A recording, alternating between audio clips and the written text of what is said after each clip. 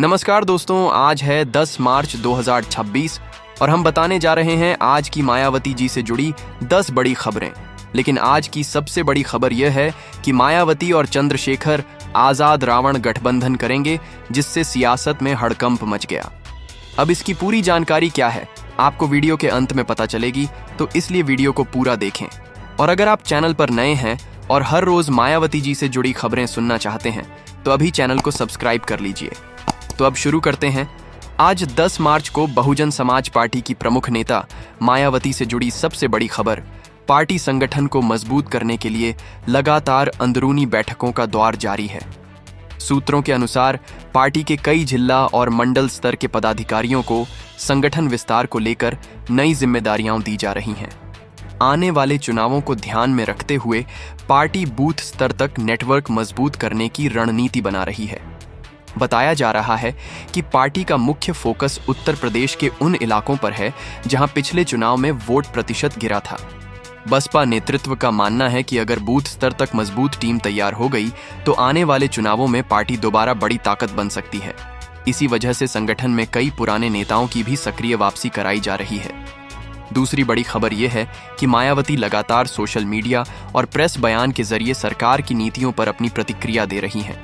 हाल के दिनों में उन्होंने कई मुद्दों पर बयान जारी किए हैं, जिनमें कानून व्यवस्था, दलित उत्पीड़न और महंगाई जैसे मुद्दे शामिल हैं। बसपा सुप्रीमो ने कहा कि प्रदेश में गरीब और दलित वर्ग को अभी भी न्याय के लिए संघर्ष करना पड़ रहा है। उन्होंने सरकार से मांग की कि इन मामलों में सख्त कार्रवाई होनी चाहिए।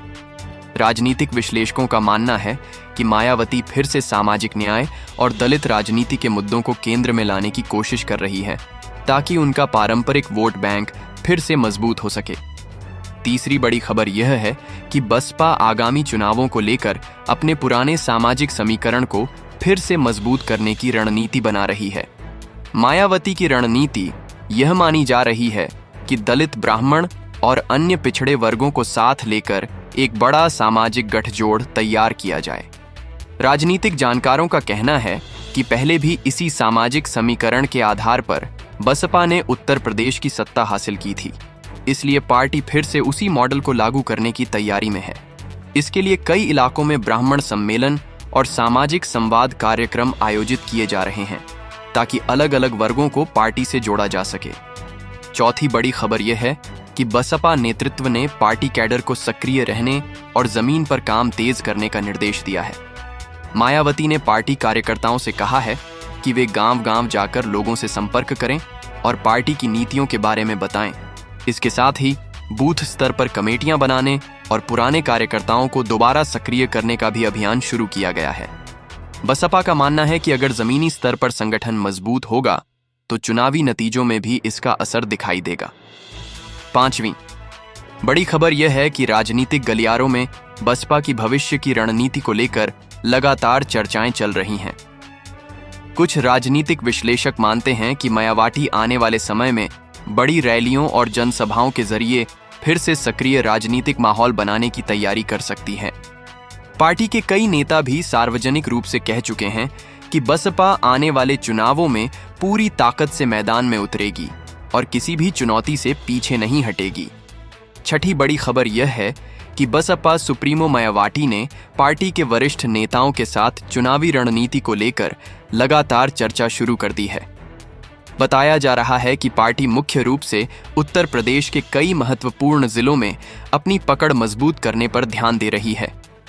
सूत्रों के अनुसार लखनऊ, कानपुर, आगरा, मेरठ, सहारनपुर और वाराणसी जैसे बड़े शहरों के साथ साथ ग्रामीण क्षेत्रों में भी संगठन को सक्रिय करने का अभियान चलाया जा रहा है।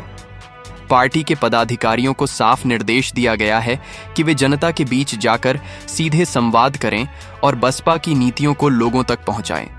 माना जा रहा है कि यह पूरी तैयारी आने वाले बड़े चुनावों को ध्यान में रखकर की जा रही है।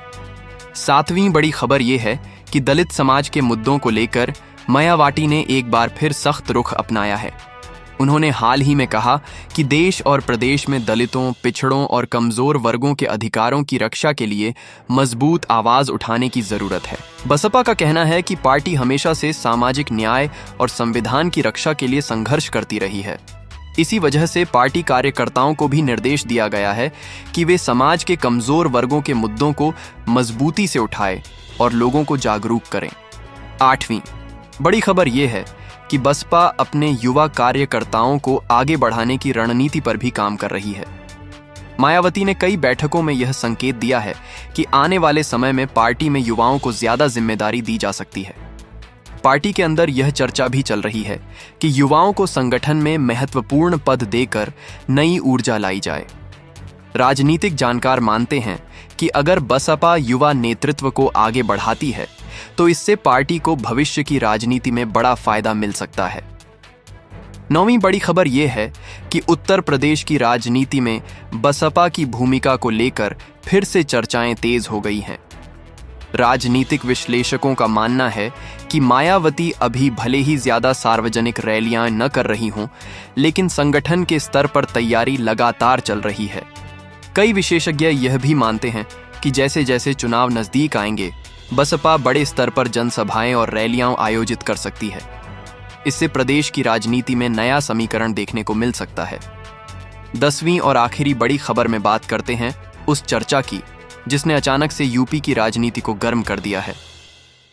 पिछले कुछ दिनों में कई राजनीतिक विश्लेषकों ने यह कहना शुरू किया है कि अगर बहुजन वोट एकजुट हो जाए तो उत्तर प्रदेश की राजनीति में बहुत बड़ा बदलाव आ सकता है।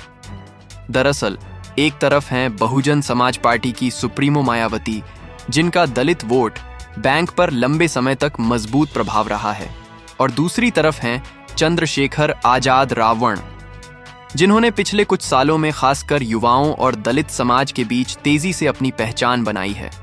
यही वजह है कि जब भी इन दोनों नेताओं का नाम एक साथ आता है तो राजनीतिक हलकों में चर्चा शुरू हो जाती है कि अगर दोनों साथ आ गए तो क्या होगा।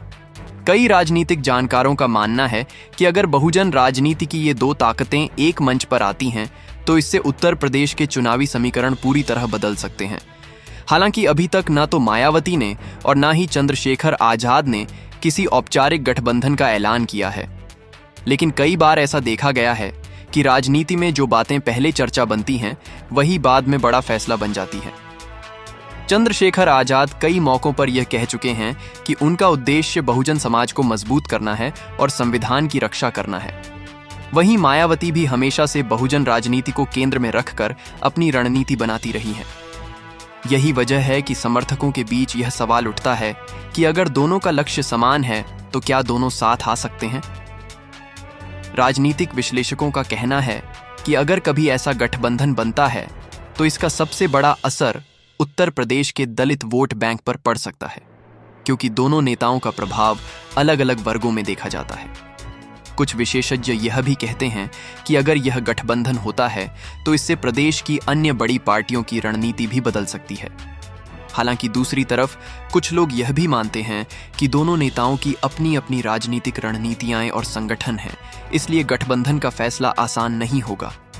लेकिन राजनीति में कुछ भी असंभव नहीं होता। कई बार परिस्थितियां ऐसी बनती हैं कि बड़े बड़े विरोधी भी एक मंच पर आ जाते हैं। इसलिए अभी यह कहना जल्दबाजी होगी कि गठबंधन होगा या नहीं, लेकिन इतना जरूर है कि यह चर्चा ही उत्तर प्रदेश की राजनीति को दिलचस्प बना रही है। अब सवाल यह है कि आने वाले समय में क्या सच में बहुजन राजनीति की ये दो ताकतें एक साथ दिखाई देंगी या फिर यह सिर्फ चर्चा बनकर रह जाएगी। इसका जवाब आने वाला समय ही देगा। लेकिन अगर ऐसा होता है तो यह उत्तर प्रदेश की राजनीति की सबसे बड़ी खबरों में से एक हो सकती है। दोस्तों, आप क्या सोचते हैं? क्या मायावती और चंद्रशेखर आजाद का गठबंधन होना चाहिए? अपनी राय कमेंट में जरूर बताइए।